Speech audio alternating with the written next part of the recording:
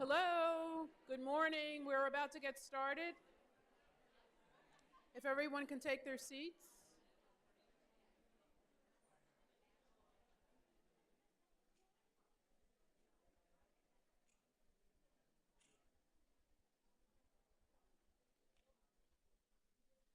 So, I am very, very happy to introduce our next speaker. We've had a great morning so far.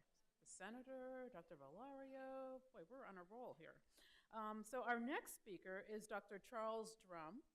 He is the director of the Institute on Disability, a University Center of Excellence. We all know what that is, right? Yes, yes, yes. And he's professor of health management and policy at the University of New Hampshire. Dr. Drum is widely regarded expert in disability and health, particularly in health disparities, healthcare access, and health promotion. He was the lead editor and authored several chapters in the first disability and public health textbook, led the development of the first national guidelines on health promotion programs for people with disabilities, and developed the first valid and reliable tool for researchers and clinic managers to measure the accessibility of health clinics. One of my trainees used that tool. It was wonderful. Dr. Drum has authored more than 75 peer-reviewed publications and numerous research reports and training material. He's on the board of the American Association on Health and Disability. His awards include a few, the Mary Schweitzer Merit Fellowship, which is through NIDER in the Department of Education. And he's actually had 2 awards from the Child Health and Human Development Research Institute at NIH. So without further ado, I'd like to introduce Dr. Drum, who's going to talk to us today about definitions, determinants, and disparities, examining disability as a health disparity population. Thank you.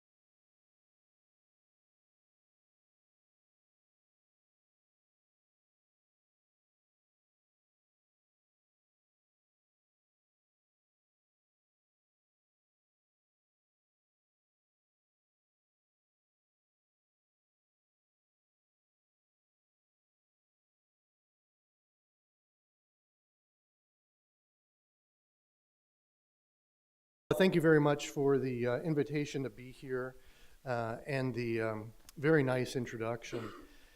So where I always start is acknowledgments. So I have a colleague, Kimberly Phillips, who has assisted me with analysis. We work together on a number of projects. Some of this data that I'm presenting is partially funded by the Centers for Disease Control and the National Institute on Disability, Independent Living, and Rehabilitation Research. But what I say doesn't represent what they believe, although it should. So what I'm going to talk with you today about is a very brief overview of the history of disability, very, very brief. I also want to introduce ideas that you should be familiar with, but may not in as much depth. I want to talk about medical, functional, social, and integrated approaches to disability. I want to talk about this concept of the minority group model, applying it and doing a comparison between people with disabilities and racial ethnic groups. I also want to talk about the intersection of race, ethnicity, and disability, and talk about health disparities and disability subpopulations. That's a lot. So in a bow to informatics, because I have a lot of data slides, we're not going to have a lot of asterisks. What we're going to have is light blue in the bar charts, which is going to indicate statistical significance compared to the referent group. Light green, meaning that there is no statistical significance, and there is, I think, one red asterisk, which indicates that the comparison is statistically less likely. We'll get to that. The other thing that I want you to pay attention to is patterns. This is descriptive statistics. There's a lot of bar charts. I'm not going to go through every chart.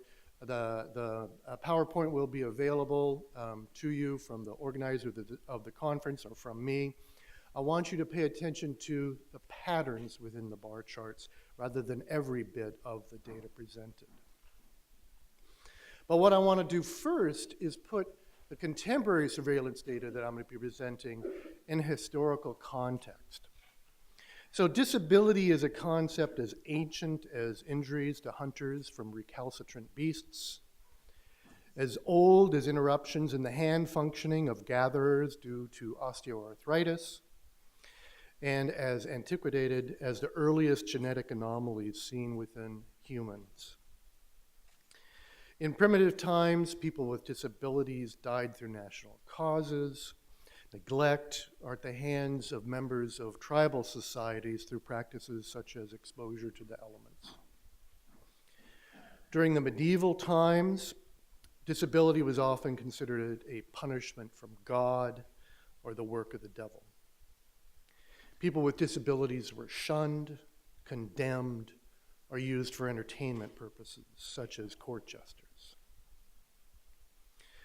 By the late 1800s, skipping forward several hundred years, disability was first beginning to be seen as a public health issue, and a movement emerged based on the belief that disability could be ameliorated through institutionalization and treatment, such as sensory deprivation, water treatments, and lobotomies. Eventually, institutions were developed under the concept of training schools. But even then, residents weren't always known by name. But let's fast forward. Things are better now, and over the last 100 years, we've thought about disability in an evolving way that has changed some of those historical perspectives. Traditionally, how we think about disability is through the medical model or a categorical approach. In this approach, disability derives from a disease, trauma, or health condition, and the focus is on the cure or the treatment through intervention. Disability is generally viewed in categorical terms that label that underlying impairment or deficit: spinal cord injury, traumatic brain injury, mental retardation. And unfortunately, many healthcare providers still say, it's my SCI patient, as opposed to the patient with SCI, or the Downs baby. About 45 years ago, another approach to disability emerged, which really focused on disability as the inability to perform functional activities such as thinking, walking, working, or seeing, all due to an underlying medical, physiological, or cognitive impairment or deficit. But what the focus was on how did that underlying impairment impact these important functional areas. For about the last 20 years or so, we've thought about disability a little bit differently, and this really emerged from work going on in Europe. And it posits that disability lies in the barriers individuals, albeit with an underlying condition or impairment, but the barriers that those individuals encounter in accessing the environment. And on the screen there is a picture of a woman using a wheelchair trying to navigate steps. Another way of thinking about it visually is this illustration from the Shameless Commerce Division, the first textbook on disability and public health that we published in 2009. No, I don't get any royalties from that book. But this model of demonstration of the social model has the individual with a disability on the left-hand side, the universal symbol with a wheelchair. On the right-hand side is the environment, which is buildings and a road. Important to remember, however, that there are physical, social, economic, and political dimensions to this environment, and where disability emerges is that point in the middle, where there are things such as exclusion from different environments, or oppression like active discrimination in employment settings, neglect from, say, architects who build beautiful entrances to buildings based on stairs but have no ramps, or things such as stereotypical imaging or stereotypes, pictures of like, or images of like Tiny Tim as the happy little crippled boy, or the super crip, somebody with using a wheelchair is supposed to be able to overcome every problem that they encounter because they are the super crip. And then we forget that people with disabilities are just folks. They don't have to be super crips. People have also combined the way we think about disability, and a really good example of this is the Americans with Disabilities Act of 1990, the most important piece of civil rights legislation for people with disabilities. It defines disability as a physical or mental impairment that substantially limits at least one major life activity, the functional approach to disability. A record of such an impairment, meaning the categorical approach, are being regarded as having an impairment, the social approach to disability. And the common example here is somebody who has survived burns and has burns, and people think that they're impaired or disabled because of the burns, even though there may be absolutely no limitation. I'm not going to talk about the Nagy model and the International Classification of Health and Disability, well worth looking at. Well, first where I want to go is the minority group model. There is a group of people that take a social approach to disability that argue or suggest that the experiences of people with disabilities are similar to the experiences of racial and ethnic populations. And if you look at this image again and you strike out disability and you put in racial and ethnic minority, I think we can see that there's significant parallels to the lived experience based on historical and current exclusion, oppression, neglect, and stereotypes. But let's do this from a data perspective as well. It is about public health. And so I'm going to do comparisons between racial and ethnic disparity populations. I'm going to use the Behavioral Risk Factor Surveillance System, state-based random digit dialed national telephone health survey. It asks about demographics and way, way more.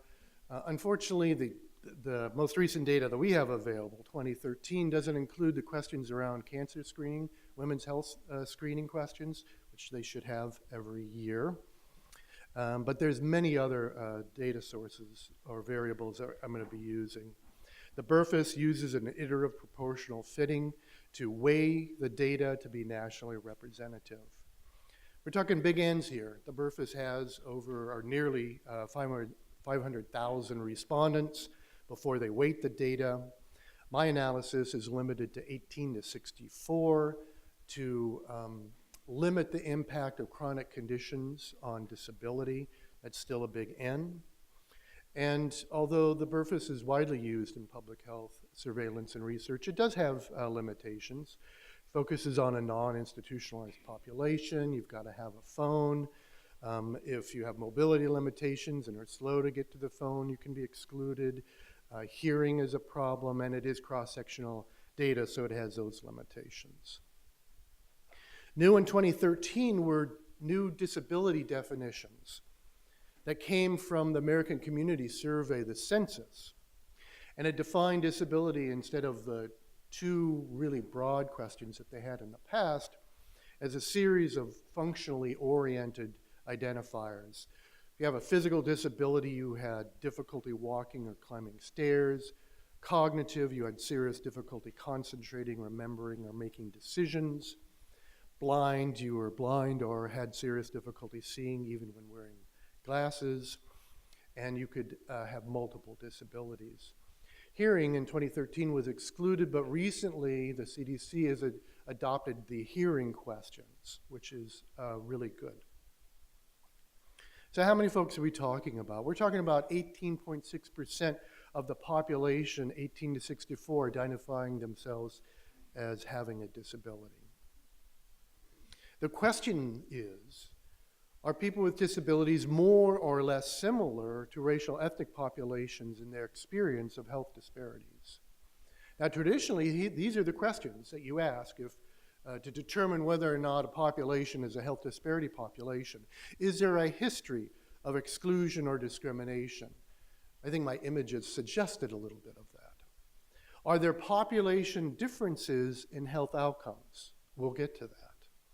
And are these differences preventable and unjust? And we contend they are. I'm going to be using Ansari's public health model, the social determinants of health, as a framework. Now, these are descriptive statistics. We also use it to do actual modeling. This is just a way of kind of framing the data so that we can get through it.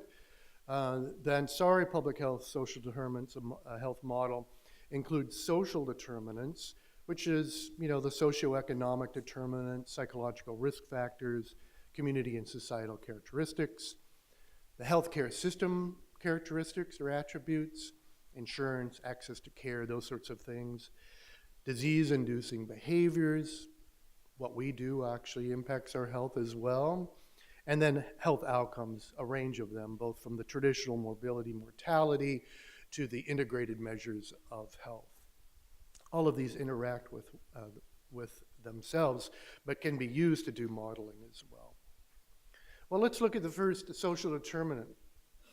We have a series of bar charts here where we're doing a comparison between people with disabilities in the dark blue and the statistically significant different racial and ethnic groups. People with disabilities, 57% of households report an income less than $25,000 a year. Compared to racial ethnic groups, the high being Hispanics at 49% and a low of Asians at 19%. Historically, people with disabilities have had health insurance at higher rates than the non-disabled population. They frequently have a primary care physician at higher rates than the non-disabled population. What's important is, are you getting the care that you need, and are you delaying care because of cost?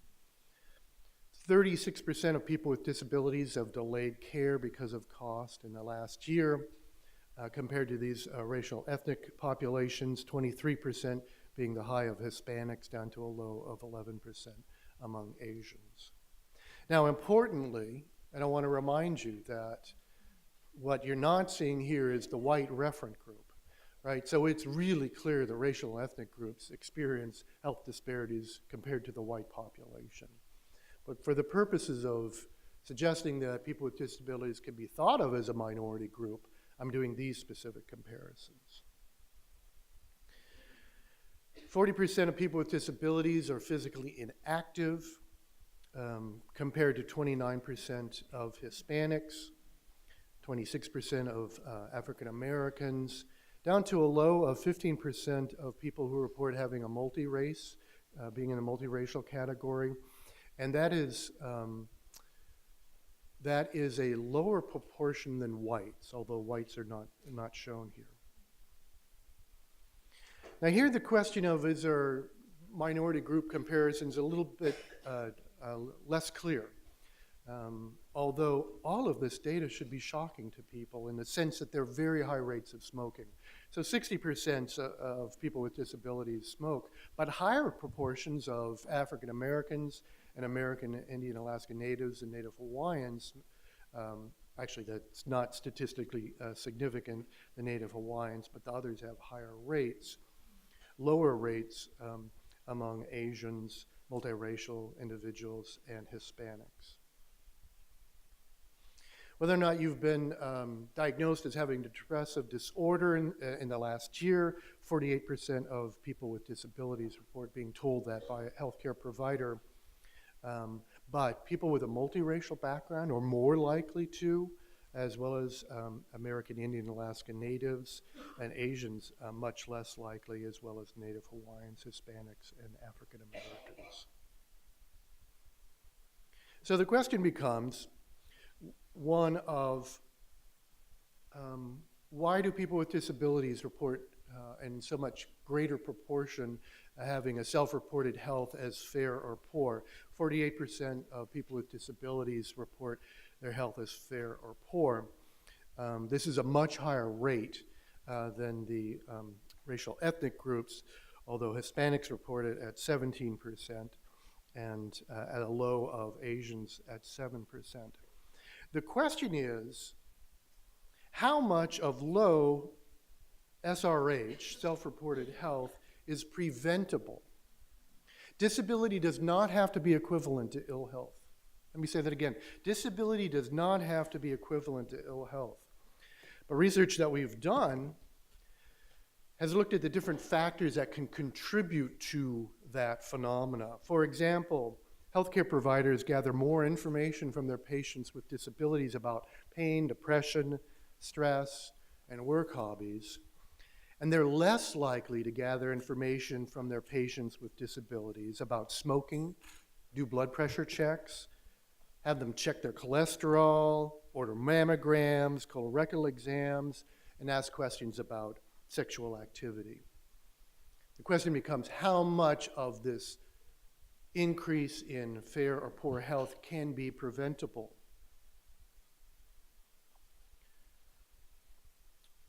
I'm going to skip over the healthy days slides. I think they're really fascinating, but I have a different story to tell. So there were, a handful, I think it was 9 different slides that looked at the comparison of people with disabilities with racial ethnic groups. When we did this analysis, I think about 3 years ago, we had, 24 different variables that we were able to look at from the behavioral risk factor surveillance system. In something like 14 of them, people with disabilities were in worse shape, and the people with disabilities were kind of in the middle in the rest of them. So I think in one sense, it really can demonstrate that people with disabilities have a kind of equivalent experiences as racial ethnic groups. But you may be a traditionalist. You might want to say that the health disparity populations should be limited to racial and ethnic groups, women, and rural populations. If that's the case, I want to turn your attention to the intersection of race and disability.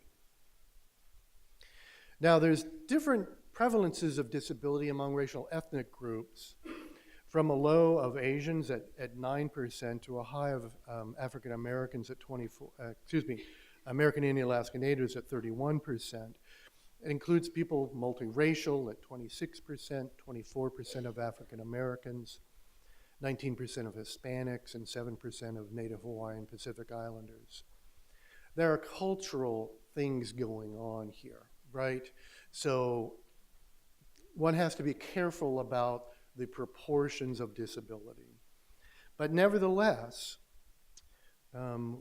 when you do comparisons between people with disabilities from the different racial groups and their non-disabled peers in the same racial ethnic category, a different story is told. So if you look at the social determinant of income less than $25,000 a year, every group, racial ethnic group, the disabled members of that group have much higher rates of having low income compared to their non-disabled peers. And that gap is really extraordinary. 72% of American and Alaska Natives with disabilities have an income less than $25,000 a year versus about 40% of American Indian Alaska Natives without disabilities. Somehow some of my data labels have disappeared in the transfer from my laptop to here. But again, it's the patterns and the gaps that's important here. Now, I know these populations are not the exact same size, but a determinant of low income, an important determinant of health, people with disabilities from different racial ethnic groups are experiencing a significant health equity imbalance. Similarly, the important question of, well, have you delayed health care because of cost, much higher rates among people with disabilities in the racial ethnic groups compared to their non-disabled peers in the same ethnic or racial group. 42% of Hispanics with disabilities delayed care, 24% of Hispanics without disabilities delayed care. Even in the kind of model racial group of Asians, 25% of Asians with disabilities delayed care, and 11% of Asians without disabilities delayed care.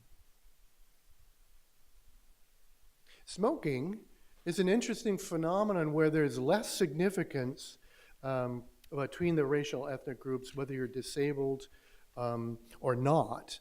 But I want to re-emphasize, and maybe it's the BRFIS, because it seems to always demonstrate much higher smoking rates than other data sources and surveys. But these are really high rates, right? I mean, if you're looking at the lowest one, it's 46% of Asians without disabilities are smoking. May not be statistically significant with Asians with disabilities, but the rates overall are like way, way, way too high. And we need to tend to that particular issue, whether it's among the population of people with disabilities or without disabilities. People with disabilities in the different racial ethnic groups are much more likely to be physically inactive. 58% of people from multiracial backgrounds are physically inactive. 25% of people from multiracial backgrounds report that same phenomenon. There's not significance around Asian and Native Hawaiian Pacific Islanders, but significant gaps in the other racial ethnic groups of Hispanics, American Indian, and African Americans. And then a big gap around being diagnosed as depressed. Well, sometimes people say, well, you have a disability, of course you're going to be depressed. That is not true. You don't have to be depressed. But there are much higher rates within all of the racial ethnic groups among people with disabilities having been diagnosed as depressed. And in the previous iterations of the BRFIS, the disability identifier was really broad. Now we're talking about people with physical disabilities, people with vision disabilities, people with cognitive disabilities. Those do not have to be equivalent to depression. And then, again, the high gaps around the fair or poor self-rated health. Much more prevalent. Hispanics, 51% of Hispanics with disabilities report poor health, compared to 18% of Hispanics without disabilities. Big gaps in each of these racial ethnic categories.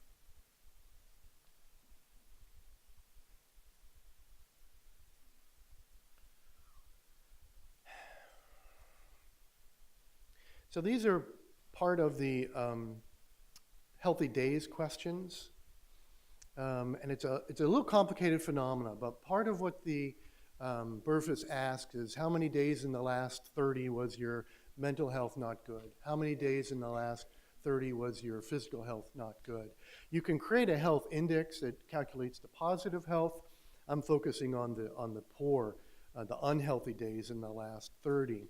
And consistently, and probably equivalent to the high rates of depression, but there are many more days of poor mental health among people with disabilities in the different racial categories versus their peers without disabilities. But here's the kicker, folks. Everyone here has reported a low self-rated health. Everyone in this sample starts out from the same place. My health is poor or fair. And then you ask the question of, well, how many unhealthy days are you experiencing in the last 30? And there's only statistical significance for African Americans and Hispanics, but you look at the number of days in the last 30, these are means, not percentages. The mean in the last 30 among people who report low self-rated health, your health is poor or fair, is much higher. So what does the construct of poor or fair health mean? What is being picked up by this phenomenon? Drilling deep and understanding this is really important. Now, some people argue that there's a response shift, and so that automatically people with disabilities are going to be more depressed and not have as good a health. But I think this kind of challenges that and indicates that there are more things going on that we need to understand and to address. The same phenomena occurs if you flip it and just look at the number of good days in the last 30.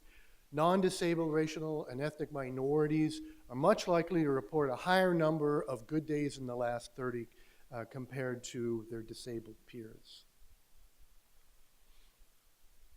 Well, more recently, our work has looked not just at these kind of block comparisons or dichotomous comparisons of all people with disabilities versus the non-disabled population. And part of that is, and let me see if I have a slide that sets it up. Part of what we've been doing in our work is to push the boundaries a little bit, because we know experientially and anecdotally that the lived experience of somebody who has a physical disability is much different than somebody who has a visual disability. It's much different for somebody with a cognitive disability versus a hearing disability. But often what we do in public health, and this is a field that's only been around since disability and public health has only been around since about 1986, we merge that together into one homogeneous group, and they're not. To me, it's equivalent to the racial classification. One example is Asian. Well, the lived experience of somebody with a Korean background versus Vietnam or Chinese is much different. And so what we've been doing is looking at different disability subpopulations. I'll talk about some of that work a little bit later, but here I want to give you the latest Burfus data on this. So among the Burfus data, 5.5% of the total 18.6% report having a physical disability, 5.6 report having a cognitive, 1.7 visual, 5.7 report having multiple disabilities. I'm going to skip over that. If you look at the kind of broader comparison, any disability, well, 26% of them, people with disabilities, have less than a high school education. All of these are statistically significant from the referent group, no disability, but you have higher rates of disparity or difference here. 34% of people with multiple disability report having less than a high school education, compared to 22% of people with cognitive disabilities. If you disentangle income, 71% of people with multiple disabilities report having less than a $25,000 a year income. compared to 51, 53, and 50 for visual, cognitive, and physical disability folks. Employment, only 38% of people with disabilities report being employed.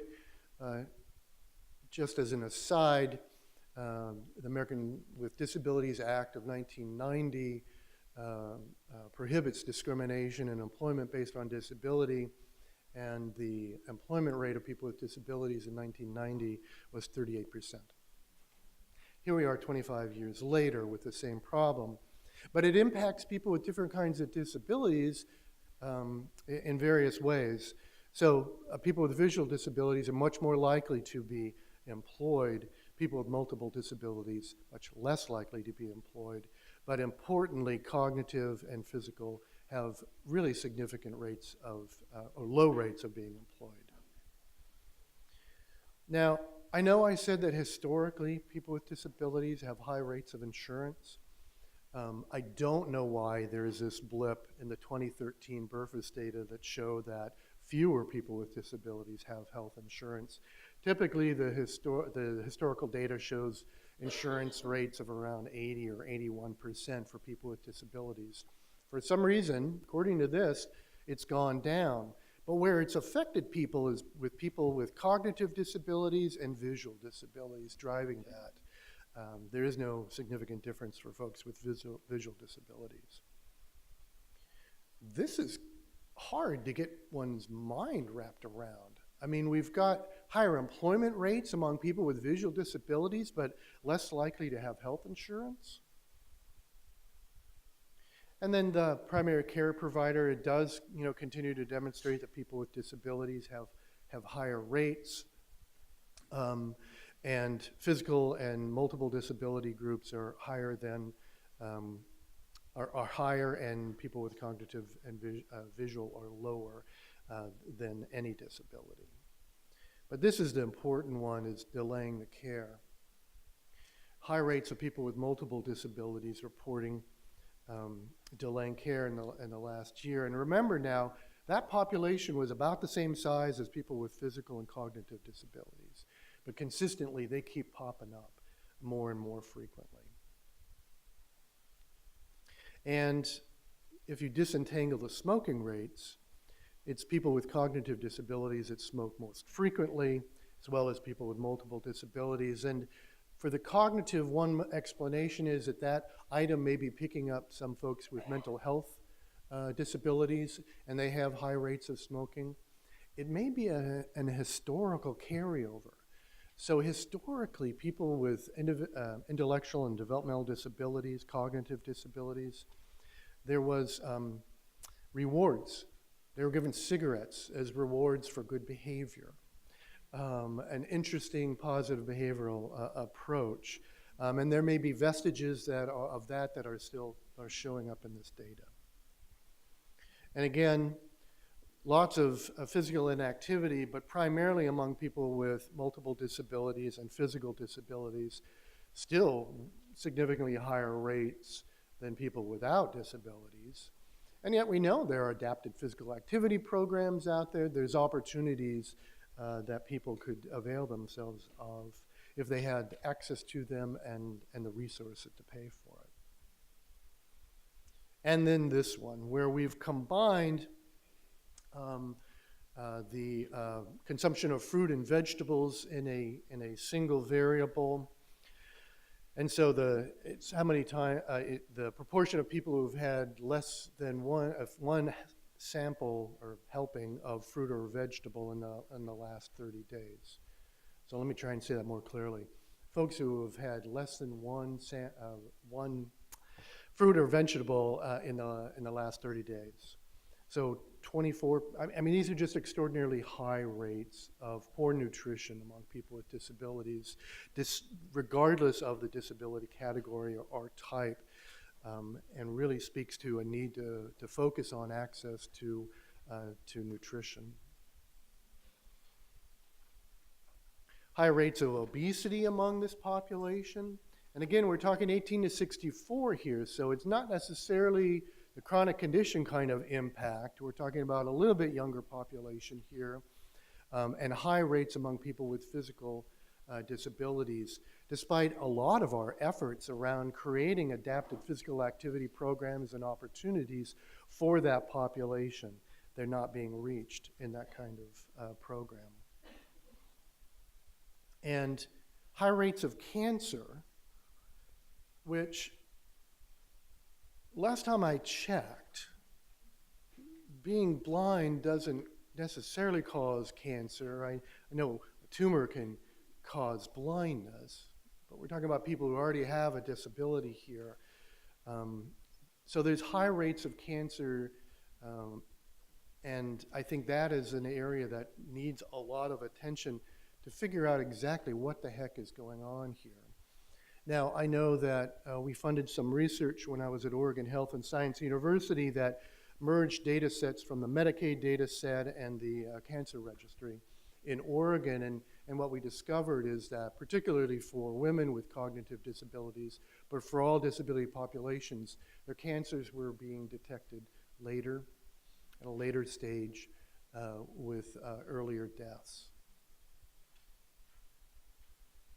And variability among self-rated health as fair or poor, including only 24%, only 24% of people with visual disabilities reporting fair or poor health status versus 71% of people with multiple disabilities. All of these statistically significantly higher than the non-disabled population. And I go back to the question of, well, how much of this is preventable? And isn't that the responsibility of public health and ULEN trainees and other students? Now, there are, of course, limitations to this presentation. This is definitely cross-sectional data. We've looked at this cross-sectional data for many, many years, and many of these issues come up over and over and over again. But the Burvis gives you a snapshot, one point in time. It is cross-sectional data, and there are limitations because of that. These are descriptive statistics as well. We've calculated confidence intervals. It's a helpful and useful way to provide kind of a foundational description of the disparities that are going on. We're working on regression analyses using these models to determine the impact of the different variables on overall health outcome. And if you are into statistics, we have a ton of stats because we do work using the medical expenditure panel survey, the census data, the Burfis data, all payer claims data sets. What am I leaving out? You name it, NHIS, NHANES, our shop, the Institute on Disability has 100 faculty and staff. Probably a third of our projects are health and genetics oriented. So if you want to know about that, you can go just Google IOD UNH. The HTTP code is way too long. In particular, look for the Health Disparities project. It's a 5-year project that we looked at conducting systematic reviews on the prevalence of disparity factors in the disability and health literature. And then we merged multiple years of data from the medical expenditure panel survey looking at different subpopulations, two different groups of years. We have 18 peer-reviewed publications that emerged out of that project. So if you want the hardcore stats, that's there and available. Importantly, one of the things that we did in one of those publications, and Amanda Reichard, R-E-I-C-H-A-R-D, is the lead author, we looked at this notion of, well, can we confirm statistically what we know about the difference in the lived experience, and the experience of disability? So we have some nice descriptive statistics around that, but through a complicated analysis using walled statistics, and don't ask me any more about that other than the name. we have been able to confirm statistically that these subpopulations are different for a variety of health outcomes, and that you need to look at them at the subpopulation level as opposed to as a homogeneous group. So we now have confirmed statistically what we know anecdotally and from our own experience. So what did we cover here today? Well, we covered a lot, right? So viewed as a minority group, people with disabilities experience higher rates of being low income, delaying health care, physical inactivity, self-rated health, low self-rated health, and a number of unhealthy days. And equivalent rates of smoking and depression as racial ethnic groups. People with disabilities experience more days where their mental health or physical health is not good compared to racial ethnic groups, all in the same health status category. People with disabilities from different racial or ethnic groups have lower income, are more likely to delay health care, be physically inactive, be diagnosed as depressed, and have low self-rated health compared to their non-disabled peers in the same racial ethnic group. They experience more unhealthy days and fewer healthy days in the same health status category, whether it's having a low self-rated health or a high self-rated health compared to their peers in the same racial ethnic group. If you look at it from a more traditional perspective, individuals with disabilities experience significant health disparities compared to the non-disabled population, and that there is significant variability in disparity rates among the different disability subpopulations, making the task of public health much more complicated. Now, historically, there's been a suspicion of public health among the disability community, among people with disabilities. I mean, they were in the forefront of the whole institutionalization movement. People with disabilities were sterilized in institutions. There's kind of those vestiges of that historical treatment. Public health contributes to this suspicion or confusion a little bit as well. So people in public health will often use disability as a negative health outcome. And often this is among people who take a chronic condition or chronic disease approach. You're trying to prevent the disability in a person, and yet you have a whole group of people who already have disabilities, and they hear that, and they start thinking about, are they trying to prevent me, or what's the role in public health? And then the folks that are good folks and doing important work, but their focus is on the prevention of disability, and sometimes they forget that there's a whole group of people that already have disabilities that they need to tend to. The responsibility of public health is for people with congenital or people who are born with disabilities, who acquire them through accident or injury during the adult ages, and people who get a disability that derives from a chronic condition. Public health has a responsibility for all of those groups. And guess what? There are more folks with congenital and acquired disabilities than there are people with disabilities that derive from chronic conditions.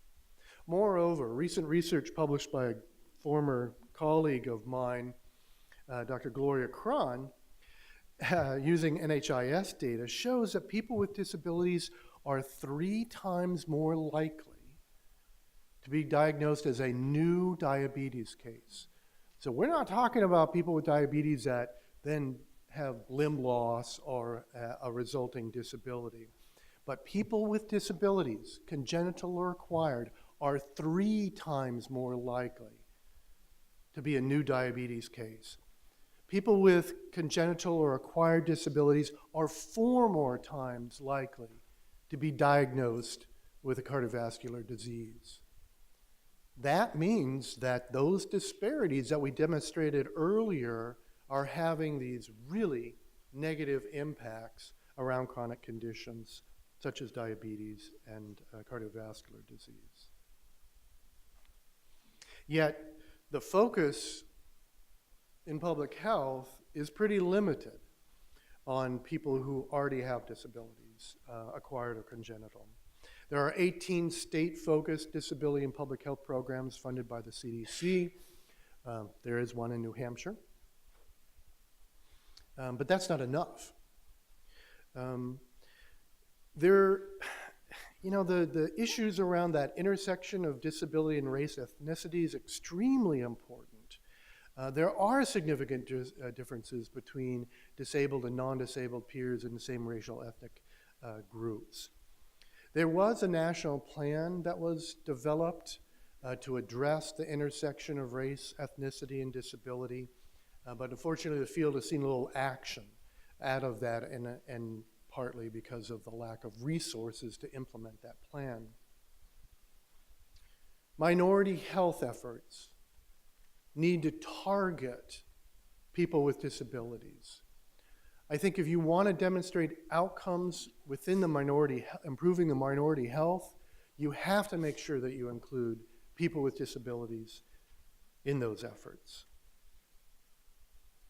Now, I know many of you are probably more familiar with functional and categorical approaches to disability, but it is extremely important to think about the social approach to disability. It has major implications for how people with disabilities are treated by healthcare providers and how public health approaches health disparities or health equity. There are still lots of basic brick and mortar problems to gaining access to healthcare environments for people with disabilities, particularly mobility limitations. As I talked about earlier, there's a lot of differential, less than high quality provider practices that we need to be aware of. Everybody needs screenings. And in certain cases, certain types of disabilities require more frequent screenings. If you have Down syndrome, you need thyroid exams more frequently than the non-disabled population. Yet there are few guidelines for the clinical care of kids and adults with different kinds of disabilities, although there have been efforts around spina bifida treatment and work in some other areas. We really need to do further research on the disability onset, untangling, chronic condition-derived and acquired and congenital, and deeper research on the impact of disparity on morbidity and mortality. So a colleague of mine is an epidemiologist, heads up our genetic program, and I was talking with her about, historically women with disabilities have low rates of mammogram screenings and pap smears compared to non-disabled populations, and she said, so what? I said, whoa, wait a second. We all want to be in compliance here. And she said, get out of your box, drill deeper and demonstrate to me that not receiving those screenings results in earlier deaths and later detection. And that's where we need to go. I know of only one study that we funded in Oregon only that looked at the impact, the ultimate impact of not having those screenings by merging that Medicaid data, which gave you the disability identifiers, and the OSCAR, the cancer registry. Why don't the cancer registries have disability identifiers? It would make our work so much easier, and that's partly where we need to go in our field. There are promising developments, and I'm going to end soon here, so there'll be time for a few questions at least. NIH sponsors a translational health disparities course every year. I think it's been going on for 5 or 6 years now, perhaps longer. You guys are in close proximity. I highly encourage you to apply to be accepted into this program. For the last couple of years, it's a 2-week course, and it looks at different populations of interest. Disability has been included as a population of interest, and I had the honor of doing the lecture for that segment of the course. I think the senator talked about being involved in the Regional Health Equity Council. Some of those regional health equity councils include the disability perspective. So I was appointed by the feds to the Region 1, the New England Regional Health Equity Council. The Institute on Disability wrote the report on health equity in the region. Well, guess what? We analyzed racial and ethnic populations. We put in the disability population, making the argument of a minority group, and we looked at that intersection. But to my knowledge, there's only 2 of those 10 regional councils that are looking at the disability population. There are a number of efforts going on right now to develop a national plan for people with disabilities. There's been plans in the past. There's been Surgeon General plans and calls for action. We are still faced with all of these disparities. How many years now have there been health equity or health disparity efforts around minority health? We are still nearly at the same place. We need to think about doing things a little bit differently. Or perhaps we ought to adequately provide adequate resources for those efforts. Another way of looking at it is to take a local approach. So we've been doing work for the last number of years and have developed an evidence-based community development technique called the Community Engagement Initiative. It focuses on local barriers to accessing health care. And through a community process that involves a town hall meeting with people with disabilities and their families, meetings with the community infrastructure, a community collaborative to address the prioritized barriers, provision of technical assistance and resources, about 60% of the prioritized barriers have been resolved over time. And though they fall in the major categories of transportation, physical features and structures, communication and attitudes, and others. This is a very promising approach, one that I think could be used in the minority health efforts as well. But let me finish by focusing on the younger members of this audience. My own work on disability issues began in 1985 when I was in law school studying civil rights law, and continued through the process of getting my PhD, and here I am, 30 years later, an overnight success. Yeah. Now, many of you students and trainees have just begun the academic year, just started your LEN program, but let's fast forward to the end of this year or to your graduation date. These are the words I want to leave you with. Completing the LEN program or graduating symbolizes an end as well as a beginning, honors progress as well as renewal, but you should remind yourself that this accomplishment marks only one milepost in a much longer journey.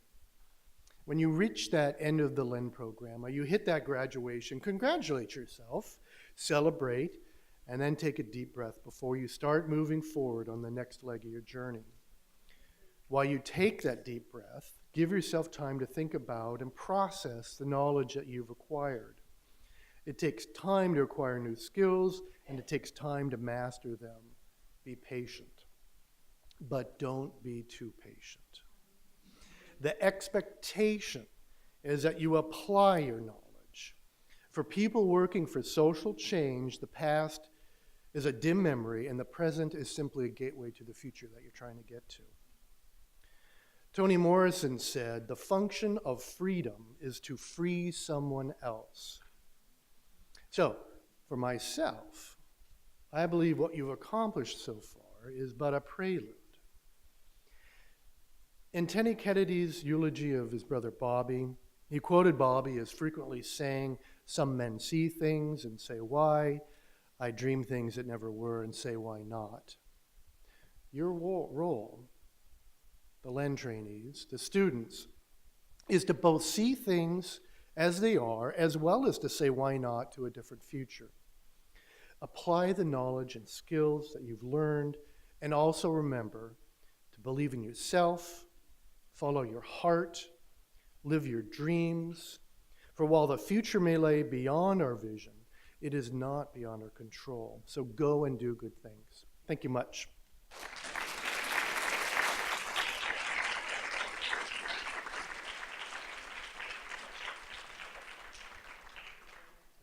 Are there any questions from the audience?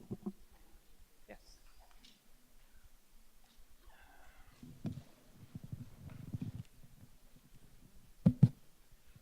Thank you. Dr. Drum, thanks for an excellent presentation. Thank you. I know in Maryland, and especially in Baltimore, we've seen more and more young black men Yes. who have been shot.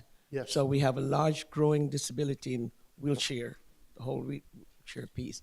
Do you see the same thing happening in New Hampshire? And what suggestions do you have that we could? Yeah. So the racial demographics of New Hampshire are much, much different. But I used to be on faculty in Chicago. A colleague of mine, Fabricio Balcazar, studied the phenomena of inner city youth, whether they were African American or Hispanic, and resulting in spinal cord injury, and the phenomena of shooting to wound, to disable, as opposed to kill. And so this is present in a number of our larger metropolitan cities. I do not hear much targeting that specific issue at all. And I think it's an area that we really need to pay attention. Absolutely. It's going to be costly and stuff like that. Exactly right. Exactly right. Yep. Other questions? I too appreciate your presentation. I was just wondering if there could have been perhaps a trend in your lower insured rates that would also correlate with having the higher numbers of people in the cognitive area that could be going in for ADHD, which would include a lot more minority and ethnic populations. I'm not sure that I understand the question, but certainly disentangling the impact of the cognitive disability on health insurance rates is an important one. Mm-hmm.